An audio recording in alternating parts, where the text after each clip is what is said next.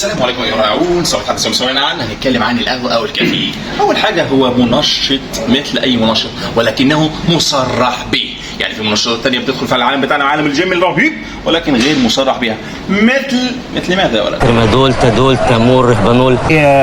هات لي بنادول يا معلم، بنادول. طيب الفكره كلها في القهوه او الكافيين، بالذات القهوه عشان بتستخدمها على طول، ان هي ارخص انواع البري ورك اوت، ارخص الانواع، مش زي السيترونين والارجينين والتاورين كل الفكره دي كلها، فهي ارخص انواع. عشان كده الناس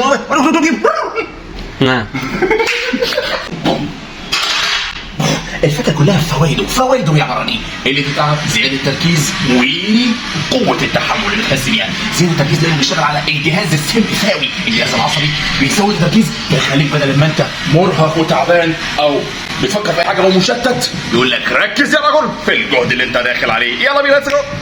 امتى بناخده وامتى بنوقفه؟ بناخده قبل التمرين بنص ساعه 45 دقيقه، وبناخده مرتين ل3 يوميا، لان الكوب الواحد تقريبا فيه من 80 ل 100 جرام، من 100 مللي جرام من الكافيين.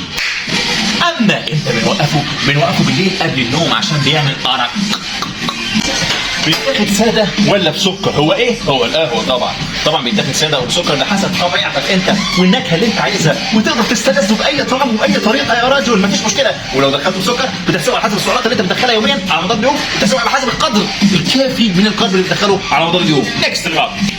الكميه المتاحه على مدار اليوم هي اقل من 400 مللي جرام، ولو زاد عن كده بيحصل مشاكل كتير في الجهاز الدوري التنفسي او القلب او الاوعيه الدمويه او ضغط الدم. كل الكلام ده بيحصل في مشاكل ممكن تؤدي الى السكته الدماغيه والوفاه. كله رايح. عافانا الله. كده هنتوفى. ايه تاني؟ ندخل على بعض. نكست. طبعا مفيش نكست، دي كانت اخر حاجه في الفيديو. ما تنساش تعمل لايك وشير وسبسكرايب عشان تفيد غيرك. ايه تاني ممكن نقوله؟ اقفل.